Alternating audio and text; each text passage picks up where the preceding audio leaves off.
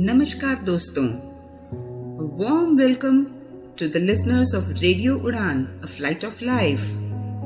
मैं हूं आपके साथ आरजे राजेश्वरी और लेकर आई हूं आपका favourite show the book world. आज की कहानी है रामचंद्र सीरीज की पहली किताब द सायन ऑफ इक्ष्वाकु। लेखक हैं श्री अमीश त्रिपाठी जी। इनसे तो आप भली भांति परिचित हैं क्योंकि इनकी शिवा ट्रिलॉजी वो भी हमारे पास अवेलेबल है। आप सुनना चाहें तो हमारे YouTube चैनल को सब्सक्राइब कीजिए और प्लेलिस्ट से शिवा ट्रिलॉजी की तीनों किताबें ढूंढ निकालिए। इस बार की कहानी श्री राम जी के ऊपर यानी रामायण को लेकर लेखक ने फिक्शन मिक्स करके बेहतरीन कहानी प्रस्तुत करी है। इस सीरीज की पहली किताब से हम शुरू करेंगे, द साइन ऑफ इक्ष्वाकु। तो चलिए कहानी की ओर चलें। कहानी का समय था ईयर 3400 BCE। प्लेस था गोदावरी नदी के तट पर इंडिया में। बैकग्राउंड ये था श्री राम, लक्ष्मण और सीता वनवासियों के कपड़े पहन पिछले 30 दिनों से दंडक वन में घूम रहे थे और लंका के विभीषण और शूर्पणखा के साथ उनकी मुठभेड़ ऑलरेडी हो चुकी थी। अतः वो असुरों से फिर से दोबारा उनके ऊपर धावा बोल जाने का इंतजार भी कर रहे थे। अतः वो अपनी छुपने की जगह जाहिर करे बिना इधर उधर घूम रहे थे। उनके साथ मलय पुत्र के सोल्जर्स जिनके की हेड थे जटायु, इनके साथ इनको हेल्प करते थे। अतः वो लोग भी इनके साथ थे। आज इस समय श्री राम और लक्ष्मण अकेले शिकार करने आए हुए थे और सामने खड़े हुए एक हिरण के ऊपर रामचंद्र जी ने निशाना साधा। वशिष्ठ जी के तो वो डिसाइपल थे, निशाना तो उनका चूक नहीं सकता था। सीधे जाके हिरण के ऊपर लगा और फिर लक्ष्मण जी अपना नाइफ लेके आगे गए। उसके हिरण के पास जाके उन्होंने सबसे पहले एक प्रेयर बोली जो कि सभी शिकारी करते थे, क्योंकि ईश्वर से उन्होंने क्षमा याचना करी और उस हिरण के सोल से भी क्षमा याचना करी। और उसके बाद उन्होंने तीर निकालकर रामचंद्र जी को सौंप दिया। अब दोनों जन अपना शिकार उठाए एक लंबे से डंडे में बांधकर। उसका डंडे का एक कोना रामचंद्र जी के कंधे पे था, दूसरा लक्ष्मण जी के। आगे आगे राम जी, पीछे पीछे लक्ष्मण जी अपना शिकार लेते आगे चलते बने। दोनों रघुकुल की संतानें थीं। क्या वो केवल कंदमूल पर जीवित रह पाते? नहीं। लक्ष्मण जी कहने लग गए, बहुत दिन बाद हमें कुछ अच्छा खाने को मिला, मगर क्या हम इसे ठीक से पका पाएंगे? तो रामचंद्र जी ने कहा नहीं, क्योंकि उसके लिए आग जितनी जलानी पड़ेगी उसके धुएं से हमारे छुपने की जगह जाहिर हो सकती है। हम वो चांस नहीं ले सकते। लक्ष्मण जी ने कहा, अब तो बहुत दिनों से उन लोगों का कोई रिटेलिएशन आया नहीं है असुरों का, तो शायद वो लोग हमें ढूंढ नहीं पा रहे हैं। इस दंडकारण्य में किसी को ढूंढना संभव नहीं है। राम जी ने कहा, हाँ बात तो सही है, मगर कोई चांस नहीं लिया जा सकता। लक्ष्मण जी बोले, दादा मुझे कोई एक षड्यंत्र का एहसास हो रहा है। क्या भरत? रामचंद्र जी ने उसकी बात बीच में काट दी, क्योंकि वो कुछ भी भरत के बारे में सुनना नहीं चाहते थे। भरत राम जी के बाद पैदा हुए थे और सबसे छोटे थे लक्ष्मण और शत्रुघ्न, जो कि ट्विंस थे। भरत जी को रामचंद्र जी के वनवास के बाद अयोध्या का राजकुमार घोषित कर दिया गया था और लक्ष्मण और शत्रुघ्न अलग हो गए, क्योंकि लक्ष्मण जी ने चूज किया रामचंद्र जी के साथ वन में आना और शत्रुघ्न भरत के साथ वहीं रह गए। लक्ष्मण जी हमेशा सोचते थे कि राम भैया कभी किसी के लिए बुरा सोचते नहीं, ना सुनना चाहते हैं, तो ये मेरा कर्तव्य है कि कोई भी मुसीबत के बारे में मैं उन्हें आगाह कर दूं। बट भरत के बारे में तो वो कुछ ना सुनना चाहते थे। जब लक्ष्मण जी ने दोबारा कहा तो रामचंद्र जी ने कहा, हम देखेंगे जब वक्त आएगा तो उसकी तहकीकात कर ली जाएगी। तो उसके लिए पहले हमें हमारे साथ कुछ लोग चाहिए। जटायु ठीक कहता है, हमें लोकल मलय पुत्र कैंप को ढूंढ निकालना चाहिए। लक्ष्मण जी ने कहा, ये जटायु कौन सा बहुत बड़ा वो है, मुझे तो उसके ऊपर भी ज्यादा विश्वास नहीं, क्या पता वो दुश्मनों से मिला हुआ हो।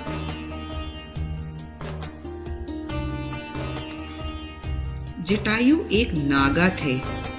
नागास जो थे वो ऐसे ह्यूमन बीइंग्स थे जिनकी कोई ना कोई डिफॉर्मिटी होती थी। वो पूरा क्लास सप्त सिंधु एरिया में रहता था, जो कि गोदावरी रिवर के उत्तर दिशा की ओर रहता था। रामचंद्र जी को जटायु पर बहुत विश्वास था और उन्होंने आगे कहा, सीता जटायु पे बहुत विश्वास करती है और मैं भी करता हूं, तो क्या तुम भी कर सकते हो उस पर विश्वास? लक्ष्मण इस पर चुप हो गए। थोड़ी देर में उन्होंने कहा, पर दादा, आपको मगर भरत के बारे में ऐसा सोचना चाहिए कि कहीं ऐसा तो नहीं कि कोई षड्यंत्र हो रहा है। रामचंद्र जी ने लक्ष्मण को चुप करा दिया। ध्यान से सुनो। और दोनों ने एक दूसरे को देखा। दोनों के चेहरे की हवाइयां उड़ गईं। दोनों ने सुन लिया था। बहुत तेज चिल्लाने की आवाज थी और वो सीता की थी। सीता जी राम जी को पुकार रही थी। दोनों ने तुरंत अपने शिकार को नीचे फेंका और उनका जो टेम्परेरी कैंप था उसे थोड़ी दूर थे और उसकी ओर भाग खड़े।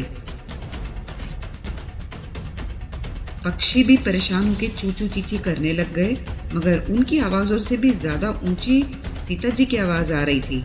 और जैसे जैसे राम और लक्ष्मण करीब जाने लगे, उनको लड़ाई होने की यानी तलवारों के आपस में भिड़ने की आवाज आने लगी। भीषण वन के बीच में से अपना रास्ता बनाते हुए रामचंद्र जी हाथ में धनुष बाण लिए हुए और लक्ष्मण जी हाथ में तलवार लिए हुए बहुत तेज भागने लगे। सीता जी बार बार राम को पुकार रही थी और रामचंद्र जी कह रहे थे, उसको छोड़ो, उसको तुम छोड़ दो।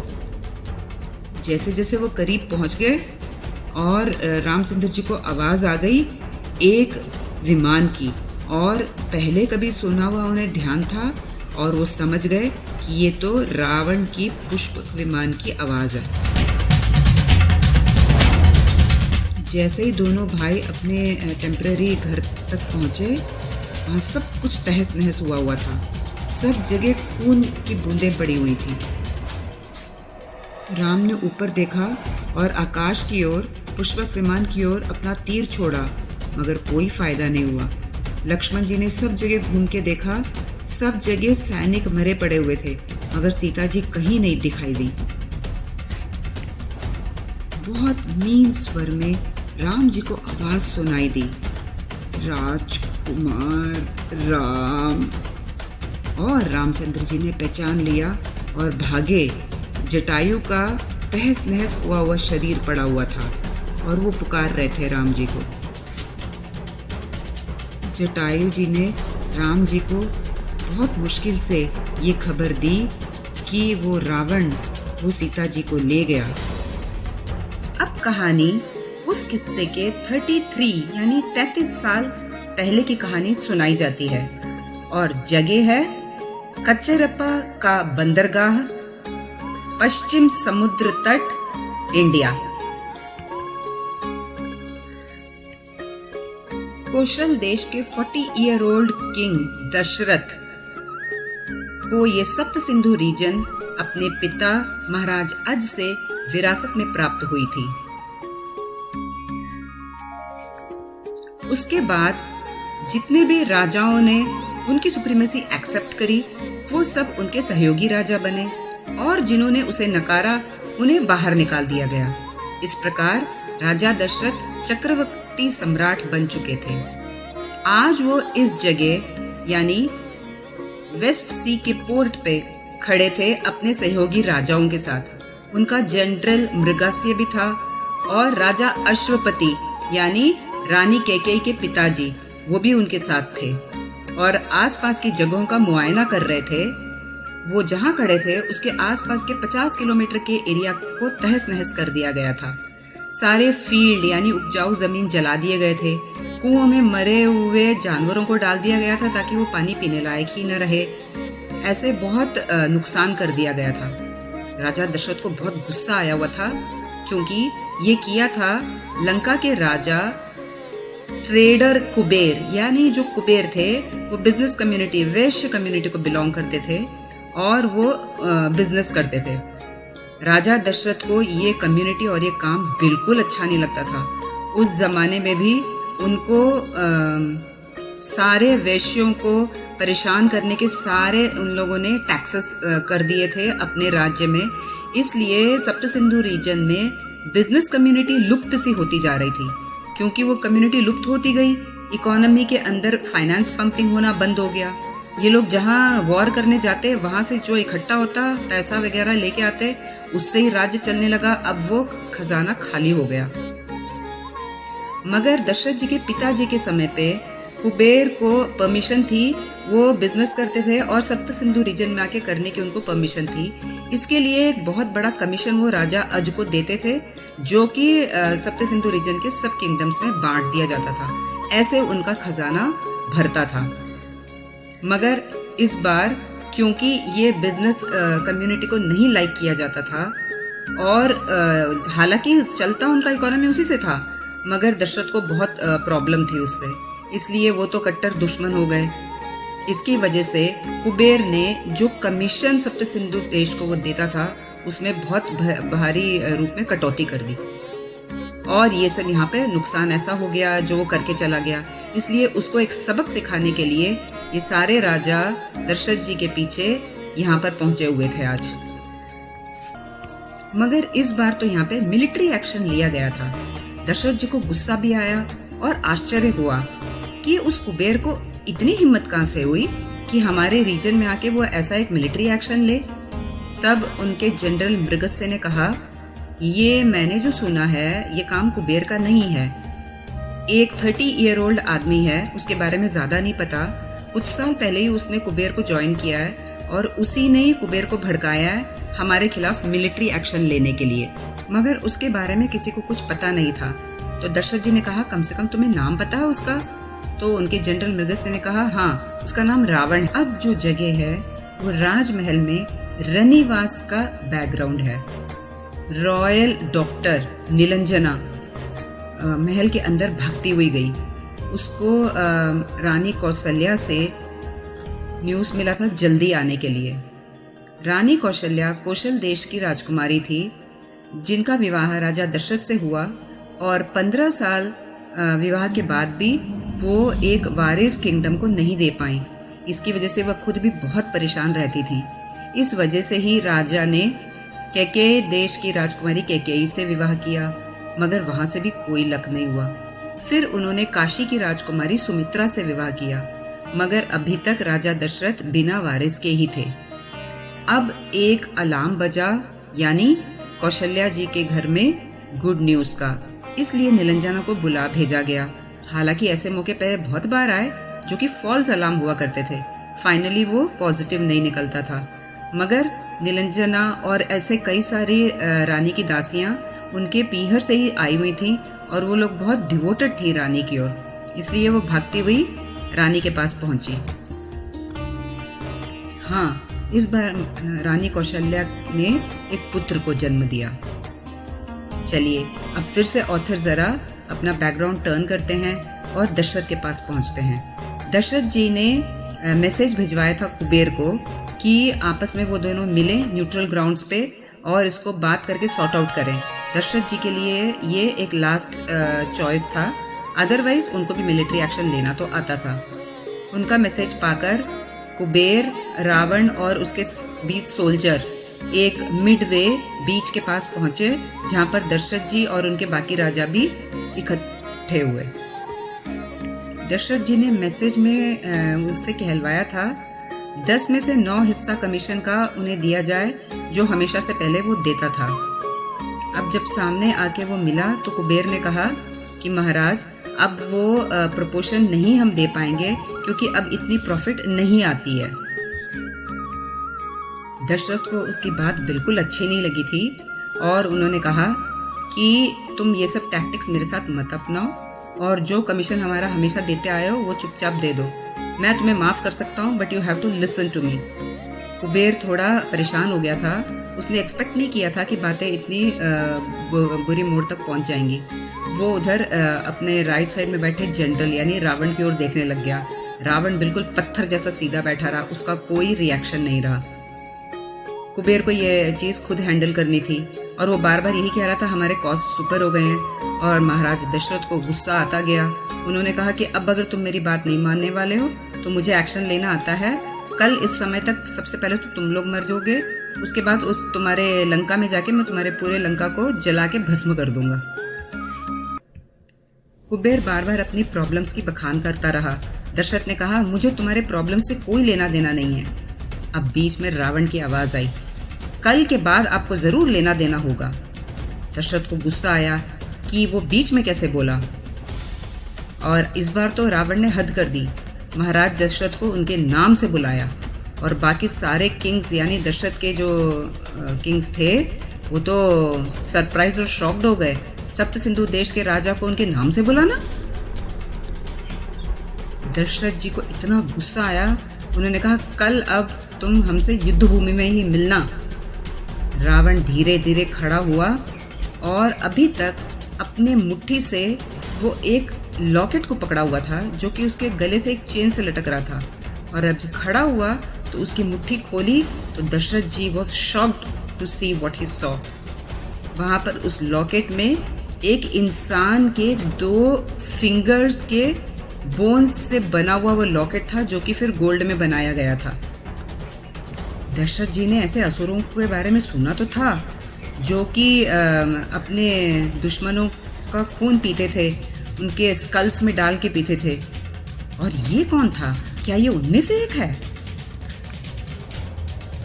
दशरथ जी के बेविल्डर्ड चेहरे को देखते हुए रावण को भी थोड़ा मजा आ रहा था। उसने कहा अब हम कल मिलेंगे युद्ध भूमि में, और वो टेंट से बाहर निकलने लगा।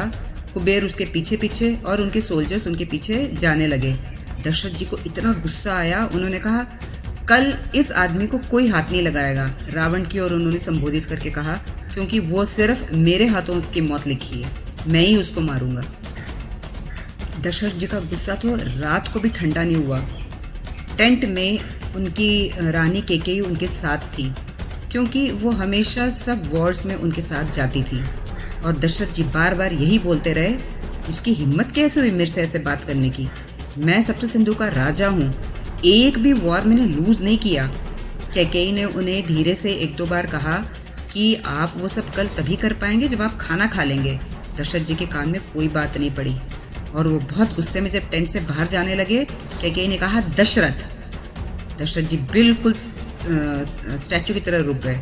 उन्हें पता था रानी केकेयी उनको उनके नाम से बहुत ज़रूरत होती थी तो ही संबोधित करती थी। अब क्या था, उन्होंने केकेयी की बात सुनी और जाके टेबल पे बैठ गए और रानी केकेयी ने खुद अपने हाथ से उन्हें खाना खिलाया और कहा कि आप अगर आज खाना न खाएंगे और सोएंगे नहीं तो कल आप अपना प्रण पूरा नहीं कर पाएंगे। आप सुन रहे हैं आरजे राजेश्वरी के साथ the scion of Ikshvaku by Amish Tripathi. अब सीन फिर से हमारे पास रनिवास का है, यानी कौशल्या जी के कमरे का। रानी कौशल्या वहां पर लेबर पेन्स में सफर करते हुए 16 घंटे हो गए और उनकी डॉक्टर नीलंजना चाहती थी कि अब सर्जिकली बेबी को निकाला जाए, मगर उन्होंने साफ मना कर दिया। मेरा बच्चा नॉर्मली जन्म लेगा, क्योंकि उसे बहुत ऑस्पिशियस माना जाता था। एक्चुअली रानी कौशल्या बहुत परेशान रही इतने सालों से, क्योंकि राजा दशरथ के उनकी करीबी बहुत कम होती गई और वो अपनी फेवरेट रानी केकेयी के साथ ज्यादा समय बिताते थे। तो जब उनका बच्चा होने वाला था, शी वॉज वेरी हैप्पी। हो सकता है इसके माध्यम से उनकी अब इम्पोर्टेंस बढ़े और राजा दशरथ के साथ उनका समय ज्यादा बीत पाए। ये सब सोचते हुए उन्होंने एक नाम सोच लिया था अपने बच्चे के लिए, यानी वो लोग सब भगवान परशुराम को याद करते थे और उनका नाम, भगवान परशुराम का नाम तो राम ही था। परशु तो उनका ऐड हो गया था ना, तो वो अपने मन में राम राम ही करती रही, जो कि उन्होंने सोच लिया था कि मेरे बच्चे का वो नाम होगा। इधर उनकी डॉक्टर नीलांजना चाहती थी कि मिड डे यानी दोपहर के पहले बच्चे का जन्म हो जाए, क्योंकि एस्ट्रोलॉजर ने कहा था कि अगर पहले हो गया तो बच्चे को हमेशा याद किया जाएगा और बहुत बड़ा आदमी बनेगा, नहीं तो उस बच्चे के जीवन में बहुत कठिनाइयाँ आएंगी। वहाँ पे प्रहर दियाल रखा हुआ था जो हर 6 घंटे बाद एक प्रहर यानी उसका समय बताता था।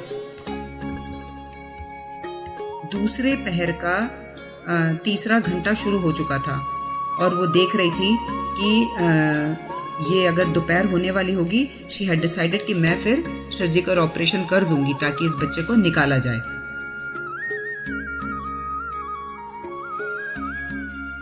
अब फिर से ऑथर हमें युद्ध भूमि बैटलफील्ड की ओर लेके जाते हैं। दूसरे पहर के चौथे घंटे में ही दशरथ महाराज युद्ध के लिए तैयार हो चुके थे। पिछली रात वो बिल्कुल सो ही नहीं पाए थे। अब सिर्फ जीत ही उनके लिए इम्पोर्टेंट नहीं था, मगर उस रावण को तहस नहस करना ही उनकी जिंदगी का अब मकसद हो गया था। दशरथ जी ने सूची व्यूह स्थापित किया, क्योंकि करचप्पा के आसपास की सब जगहों में कुबेर के आदमियों ने कांटे बो दिए थे और सारी जमीन तहस नहस खराब कर दी थी। खाने पीने का राशन सब खत्म हो चुका था और इनके पास बिल्कुल समय नहीं था कि वो अपना रास्ता साफ करें, उसके बाद वो युद्ध भूमि की ओर जाएं। इसलिए दशरथ जी ने ऐसा एक व्यू रचा। इसलिए दशरथ जी ने बिल्कुल टाइमली डिसीजन लेके सूची व्यू किया, जिसमें कि फ्रंट में जो बेस्ट सोल्जर्स जाते हैं उसके 20 मिनट बाद नेक्स्ट सेट जाते हैं और उनको कवर करके नेक्स्ट वो करते हैं। यही रूटीन चलता रहता है ताकि लास्ट तक बिल्कुल बेस्ट सोल्जर्स आते रहते हैं। मगर हमेशा बहुत ही कॉन्फिडेंट और दशरथ जी पे भरोसा करने वाले राजा अश्वपति ने इस बार डाउट्स जाहिर किया कि क्या हमें सबको एक साथ नहीं धावा बोलना चाहिए। राजा दशरथ ने कहा हमारे पास उपाय नहीं है, बिकॉज जहाँ से हमें उन्हें अटैक करना है वो जगह तो बहुत छोटी सी है, इसलिए सबको कॉलम्स में ही जाना पड़ेगा।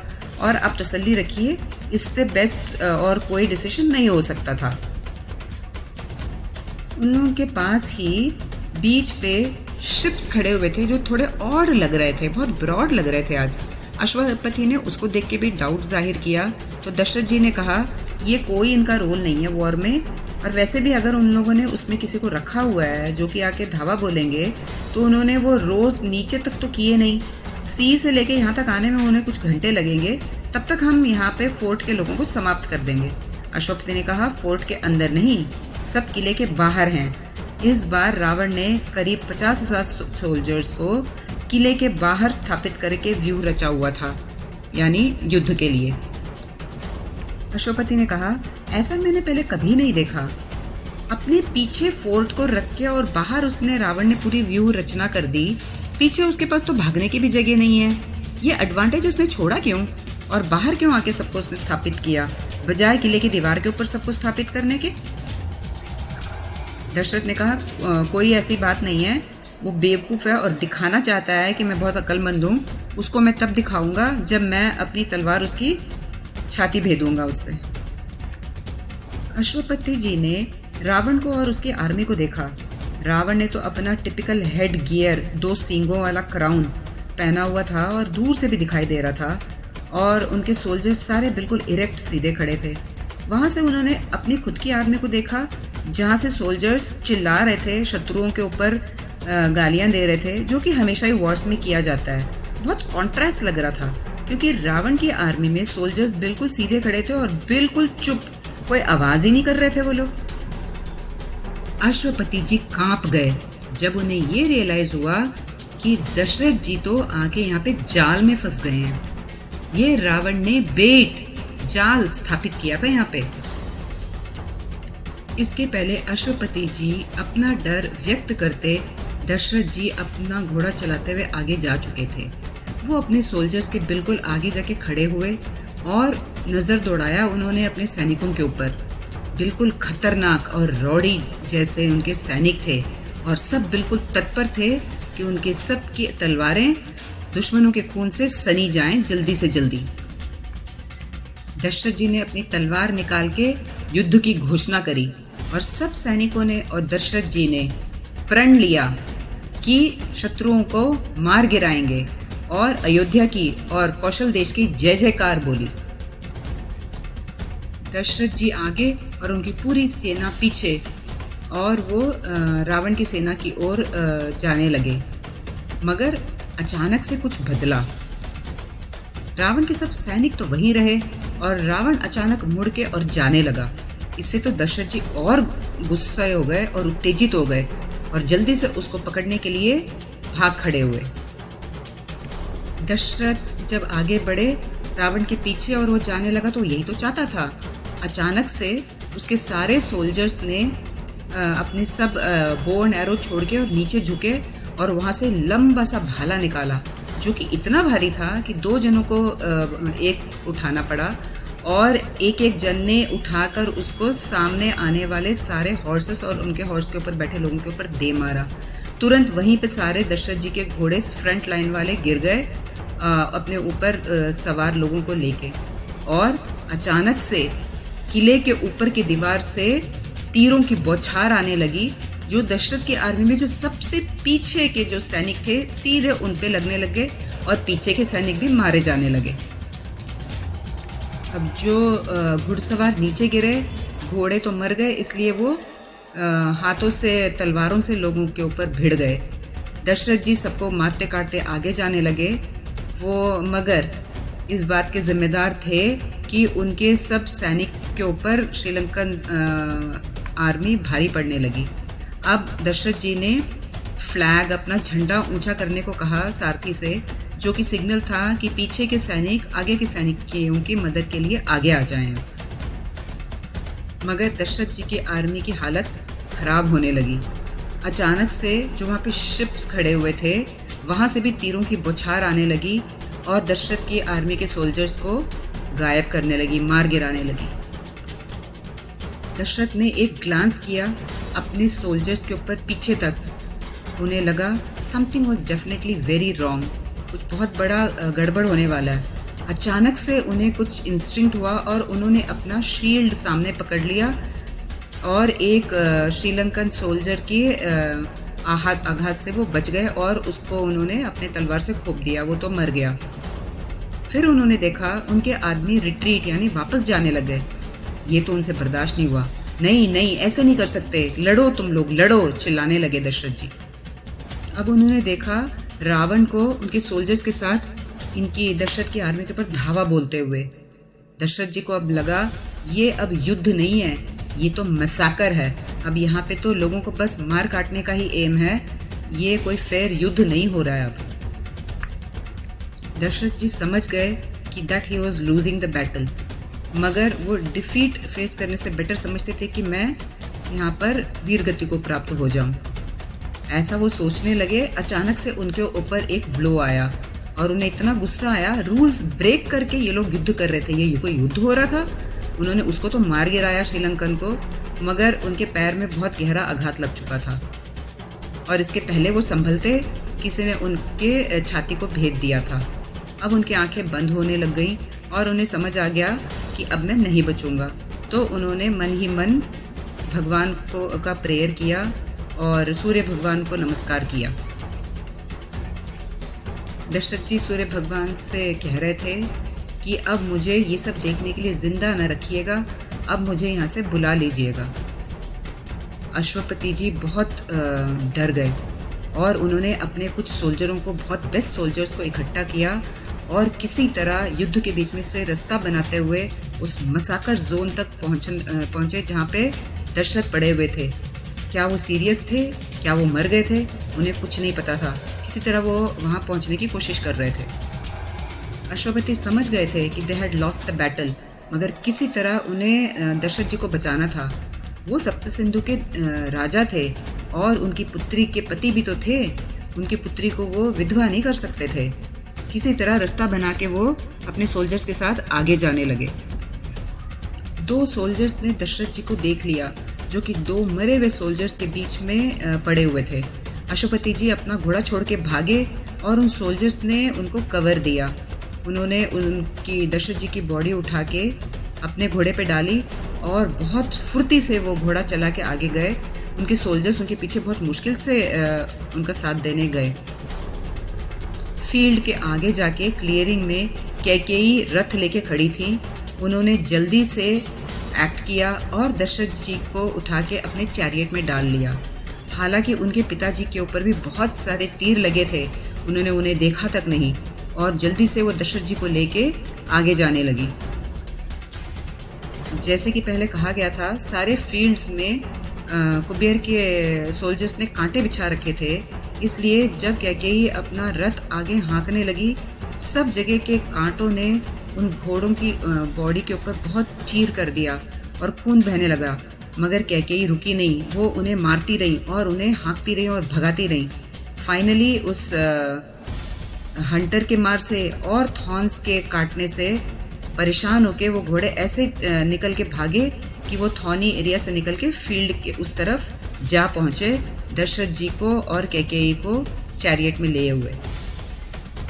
कैकेयी ने जब मुड़ के देखा तो फील्ड के उस तरफ यानी कांटों के उस तरफ उसके पिताजी यानी अश्वपति और उनके सोल्जर्स के पीछे रावण के सोल्जर्स भागते आ रहे थे।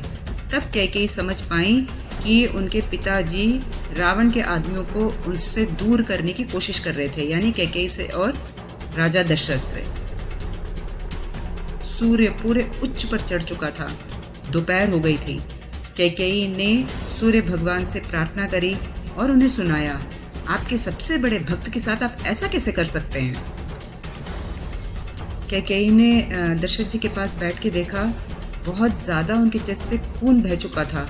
उन्होंने जल्दी से अपने अंगोस्त्र से एक कपड़ा फाड़ा और वहां पर वुंड के यानी चोट के ऊपर उसको किसी तरह बांधा कि थोड़ा बहुत खून का बहाव कम हो और बंद हो जाए। कैकेयी रोना चाहती थी, मगर ये रोने का समय नहीं था, उन्हें किसी तरह अपने पति को बचाना था।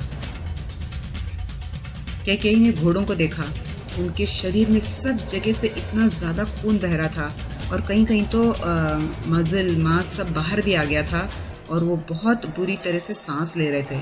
मगर वो क्या करती, अभी वो उन्हें छोड़ नहीं सकती थी, उन्हें वो आराम करने नहीं दे सकती थी। कैकेयी ने घोड़ों से माफी मांगी और उन्हें हंटर मारा। उनके दर्द से वो आगे नहीं बढ़ पाए, मगर कैकेयी के पास कोई उपाय नहीं था। उसने दोबारा मारा तो वो आगे चल पड़े। कैकेयी उन्हें भगाने की कोशिश कर रही थी घोड़ों को। अचानक से एक तीर आके रथ के अंदर गिरा। कैकेयी तो पीछे हो गई, बच गई। रावण का एक आदमी असल में उनके ग्रुप से अलग आके इनके पीछे पड़ चुका था, उसे अब रियलाइज हुआ। कैकेयी घूमी और अपने घोड़ों को फिर मारने लगी, जल्दी चलो जल्दी चलो। मगर इतने में भी उनको प्रेजेंस ऑफ माइंड उन्होंने यूज किया और अपने पति के ऊपर कवच की तरह वो खड़ी रही कि उनके ऊपर कोई तीर या कुछ न लग जाए। उसने सोचा, रावण के आदमी भी इतना तो दिमाग रखते होंगे कि एक निहत्थी औरत के ऊपर तो नहीं वो हथियार चलाएंगे। मगर वो गलत थी। एक के बाद एक तीर उसकी ओर आने लगे और अब जो एक लगा वो इतना उसका फोर्स था कि कैकेयी खुद नीचे गिर गई और वो दर्द से करहा गई। मगर उन्होंने तुरंत अपने आप को संभाला, वो अभी गिर नहीं सकती थी, उन्हें अपने पति को बचाना जो था।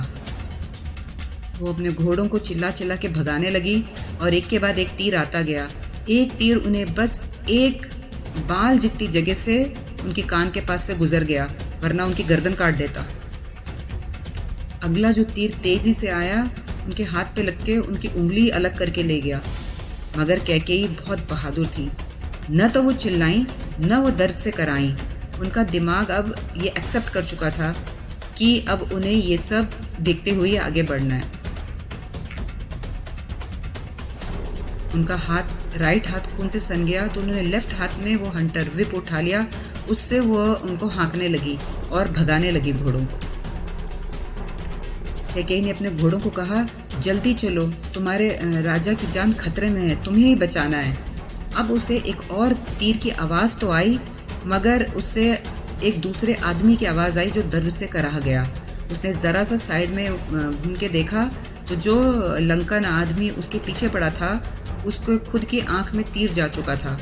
फिर उसे समझ आया, उसके पिताजी और उनके सोल्जर्स उसको कवर देने के लिए पहुंच गए थे और उन्होंने उस श्रीलंकन सोल्जर को मार गिराया था।